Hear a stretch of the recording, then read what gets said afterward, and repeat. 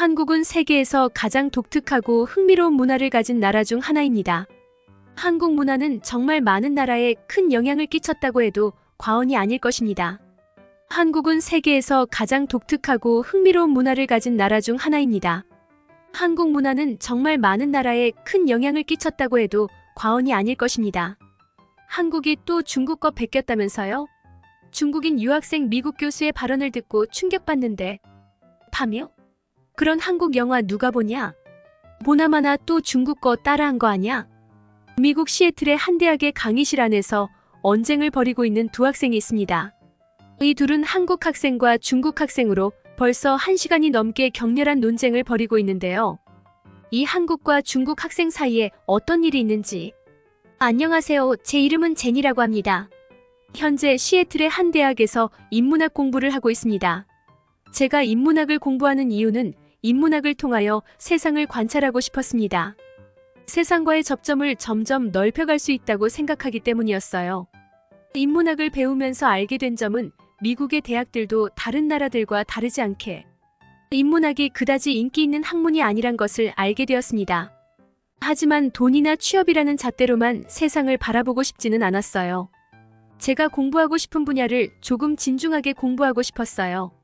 그 또한 제가 바라는 세상일 것 같아 그런 큰 꿈을 품고 공부를 하고 있습니다. 이곳 시애틀은 비가 자주 내리는 도시입니다. 시애틀 하면 운치 있게 커피를 마시면서 길을 거니는 낭만적인 모습을 떠올리실 텐데요. 저는 시애틀이 그다지 낭만이 있는 도시는 아니라 생각을 합니다. 이유는 비가 자주 내리니 구름이 끼인 날이 많거든요. 그렇다 보니 사람의 기분도 가라앉을 때가 많이 있는 것 같습니다. 이럴 때마다 저는 분위기 전환을 위해서 저만의 취미 생활을 갖는 편인데요. 그 취미가 영화관에 가서 영화를 보는 것입니다. 영화관은 컴컴하다 보니 그때만큼은 하늘에 구름이 끼인 걸 잊을 수가 있어서죠. 그래서 분위기 전환을 위한 영화관에 자주 가는 편이에요. 제가 근래에 본 영화는 한국인 친구가 추천해준 파묘라는 영화였어요. 파묘는 어떤 영화인가 해서 인터넷에 검색을 해보니 한국에서 얼마 전 개봉한 영화였는데 장르 영화지만 재밌고 인기 있는 영화라 시애틀에서도 개봉하는 날에 맞춰보고 왔습니다. 사실 저는 한국 영화를 종종 보는 편이에요. 엄청난 한류 팬은 아니지만 한국 영화를 보고 있으면 스토리가 탄탄하다는 것을 느끼거든요. 각 인물마다 배우들의 연기가 입체적이란 것이 인상 깊더라고요. 미국 영화도 재미있는 것은 맞지만 한국이나 일본 영화들도 충분히 재밌다고 봅니다. 오히려 스토리나 인물의 감정선에 대한 연기는 개인적인 생각이지만 한국과 일본 영화가 조금 더 낫다고 보이기도 합니다. 이번에 미국에 개봉한 한국 영화인 파묘도 정말 재밌게 보았습니다. 이 영화를 소개해준 친구가 한국인 친구 남태훈이란 친구예요. 저에게는 친한 아시안 친구 2명이 있습니다. 한 명은 한국인 남태훈이라는 친구이고 또 한 명은 중국인 슈란이란 친구입니다. 2명 모두 어릴 때 미국으로 이민을 온 친구죠. 태훈과 슈란은 미국에서 국제학교를 같이 다닌 친구더라고요. 저는 태훈과 슈란을 대학에 와서 만났습니다. 그 중에서 한국인 태훈은 영화를 정말 좋아하는 영화광입니다. 비평가 수준으로 보면서 평가하곤 합니다. 그게 한국 영화가 되었든 미국이나 영국 영화가 되었든 자신이 본 영화에 대해서는 정말 날카로운 이야기도 서스럼 없이 하는 친구예요. 그런 태훈 덕분에 재밌는 영화도 많이 볼 수 있었죠. 그의 이야기를 듣고 있으면 영화를 통해서 세상을 다양한 각도로 해석하고 바라볼 수 있다는 생각을 한 것이 굉장히 신선했습니다. 이번에도 태훈의 추천을 받은 한국 영화 파묘를 정말 재밌고 만족스럽게 관람을 했습니다. 파묘라는 영화를 보고 3일 뒤였을 거예요. 그날은 학교에서 문화에 대한 수업이 있는 날이었습니다. 여느 때와 다르지 않은 수업 시간이었고 교수님께서 문화에 대한 이야기를 하고 계셨습니다. 우리 교수님은 언제나 말씀하시는 것이 있어요. 인문학을 공부하기에 앞서 인간의 존엄성 다양성의 추구에 대한 교육을 꼭 해주십니다. 제가 정말 존경하고 좋아하는 올고든 교수님이에요. 그날도 수업 시작 전 세계의 다양성을 먼저 존중해야 한다고 말씀하셨어요. 이어서 세상에는 우리가 보편적으로 이해하기 힘든 다양한 생각, 다른 가치관이나 문화가 있을 수도 있다고 말씀하셨죠. 저는 문득 궁금증이 생겼습니다. 우리가 이해하기 힘든 문화가 있다면 그 문화도 존중해야 하는가? 라는 궁금증이었습니다. 그 지역적인 특성이나 환경이든 어떤 이유로든 간에 생긴 문화가 일반적인 보통 사람이 바라볼 때 비도덕적이거나 폭력적으로 비칠 수 있는 문화도 존중을 해야 하는지 의문이 들었습니다. 그러자 교수님은 말씀하셨습니다. 문화에 대한 존중은 필요하지만 그것이 극단으로 치닫게 되면 인간의 존엄성이 훼손될 수 있다는 말씀을 하셨어요. 그러면서 보편적인 인간의 존엄성은 훼손이 되어선 안 된다는 말씀을 하셨죠. 그렇게 그날의 수업이 시작되었습니다. 교수님은 이어서 말씀하시길 어떤 나라를 직접 방문하지 않고 그 문화를 어떻게 만나볼 수 있을까라는 고민을 해보지 않을 수 없다고 말씀하셨어요. 그 방법론 중에 하나는 예술작품을 탐닉해보는 것도 굉장히 도움이 된다고 말씀하셨습니다.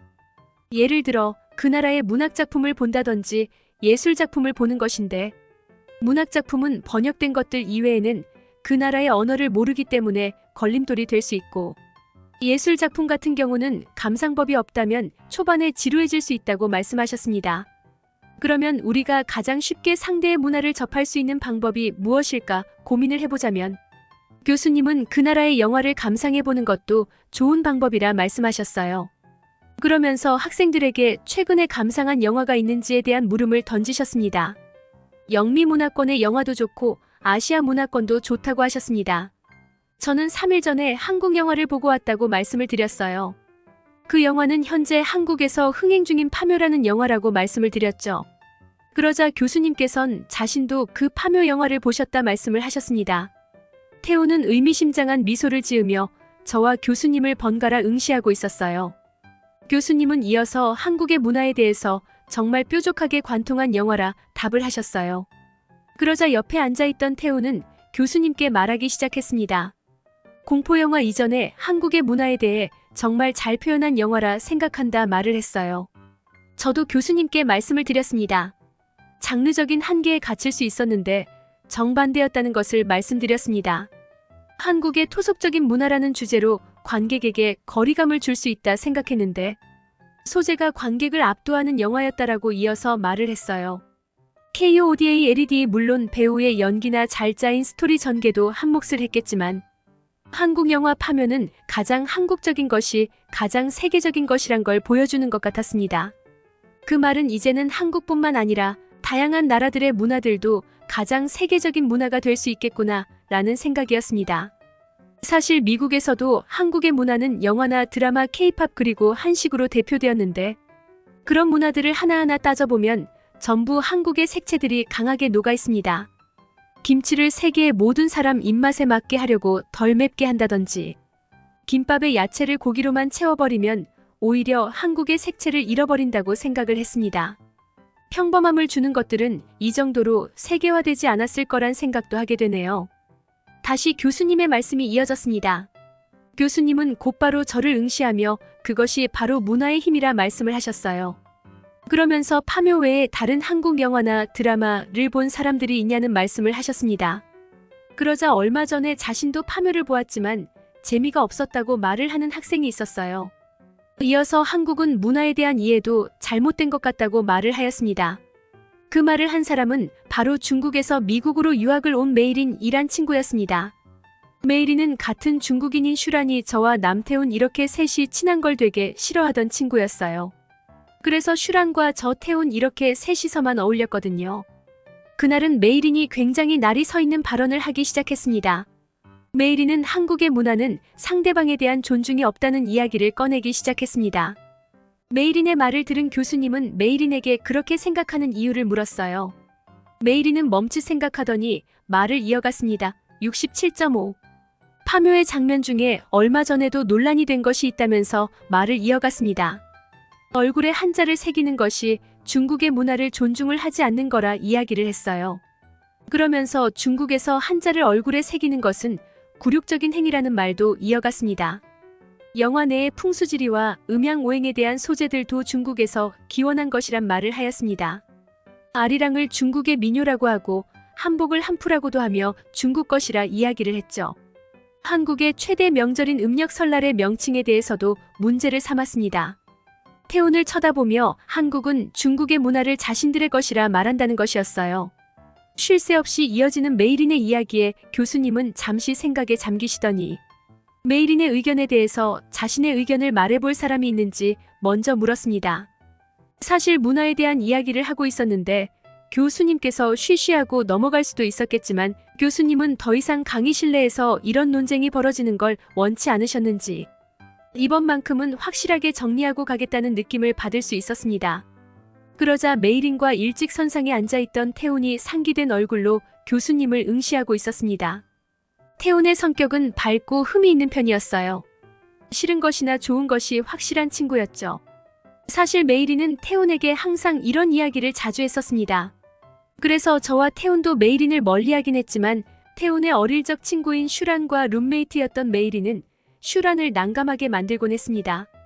그런 중국에서 온 메이린의 이성적이지 못한 수업 태도로 태훈은 역사와 문화에 대해 많은 왜곡이 있다고 직설적으로 이야기를 하였습니다. 그리고 한자를 모욕하기 위해 들어간 장면이 전혀 아니란 말을 했습니다. 강의실에 앉아있는 학생들에게 충분히 설명했어요. 만약에 그럴 의도가 있었다면 베를린 영화제의 출품에도 문제가 되었을 것인데 오히려 파묘는 베를린 영화제에서 가장 흥행한 영화 중 하나라고 이야기했습니다. 또한 문제가 되었다면 미국이나 세계 여러 나라에 개봉도 하지 못했을 것이라 말을 이었죠. 몸에 글자를 쓰는 것은 세계 다양한 토속 문화에도 등장을 한다고 덧붙여 설명을 하였습니다. 태훈은 철학 수업도 잘 들어서 철학에 대한 이해도가 높은 편이었어요. 서양 철학뿐만 아니라 동양 철학에도 관심이 많은 친구였어요. 태훈은 이어서 말하길 음양오행과 풍수지리 그리고 전해지는 동양 철학의 시초가 중국에서 기원했다는 것을 부정하지 않는다라는 말을 했습니다. 하지만 음양에 대한 시작점이 언제인지에 대해 기록도 없을 만큼 오래된 이야기고 자신들의 문화라고만 말하는 것은 학문적으로 전혀 도움이 되지 않는다라는 말을 했습니다. 어떻게 하면 더 많은 사람들이 동양 철학에 관심을 갖고 공부를 할 수 있을까? 이런 고민을 해봐야 할 시점인 것 같다고 하였어요. 그러면서 지금 가장 문제가 되는 것이 한국의 고유 문화를 자신들의 중국 문화로 둔갑시키고 있다는 것이라 이야기를 했습니다.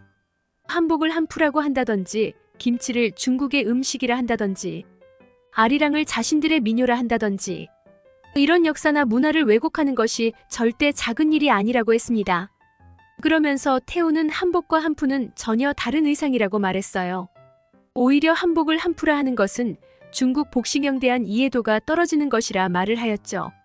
한복은 상하이가 구분되고 한푸는 상하에 구이 없다면서 모양새도 전혀 다르다고 말했죠.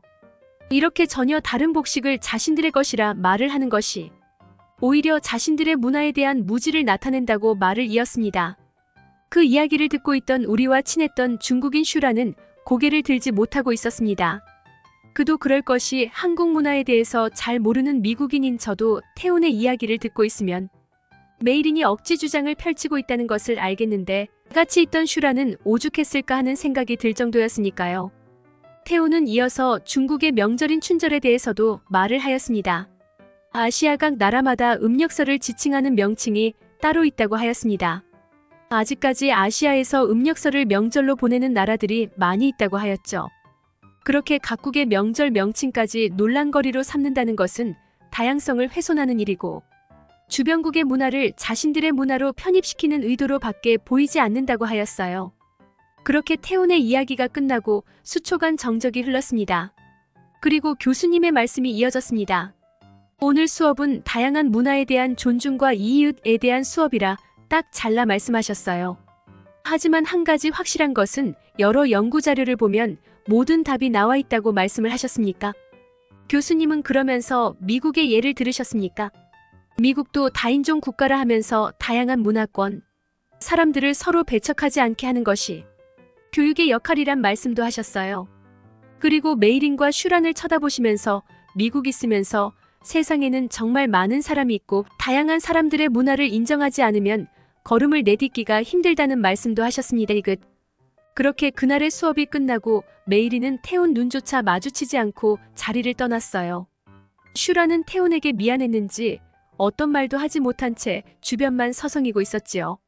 그런 모습이 못마땅했던 메이린은 슈란의 팔 잡고 자신들의 집으로 향하고 있었습니다.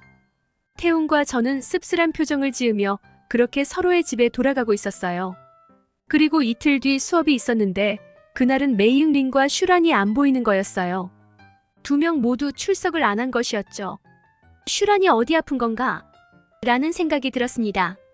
무슨 일이 있나 싶어서 수업이 끝나고 태훈과 슈란이 사는 곳에 가보려던 차, 태훈의 휴대폰으로 슈란의 어머님께 전화가 왔습니다. 슈란의 어머니는 슈란에게 연락이 안 된다는 말씀을 급하게 하셨습니다. 어머님은 그런 슈란이 걱정되어서 태훈에게 전화를 한 것이죠. 사실 태훈과 슈란은 깊은 인연이 있었어요.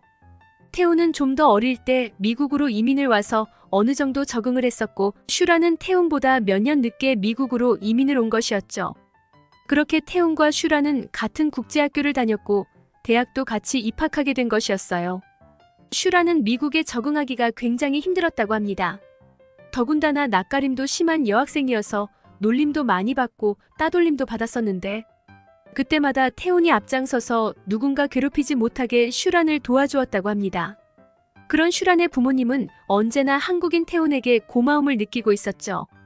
그렇게 시간이 지나고 슈란도 점차 미국 생활에 적응을 하던 차, 여느 학생들처럼 친구들과 잘 지내고 공부도 곧잘해서 태훈과 같은 대학을 온 것이었어요.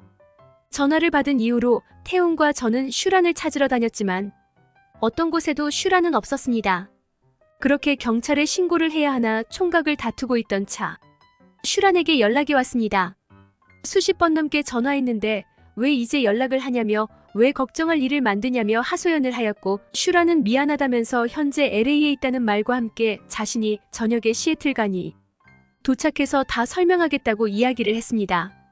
저희도 슈란이 지금 뭘 하고 있는지 모르는 상황에 일단은 잘 있다고 하니 안심이 되었고, 빨리 어머니께 안부 전화를 드리라는 말과 함께 통화를 종료하였어요.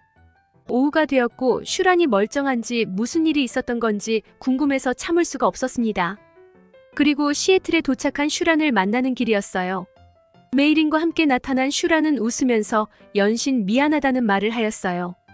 며칠 전 강의실에서 태훈을 쏘아붙이던 메이린은 아무 말을 하지 못한 채 가만히 있었습니다.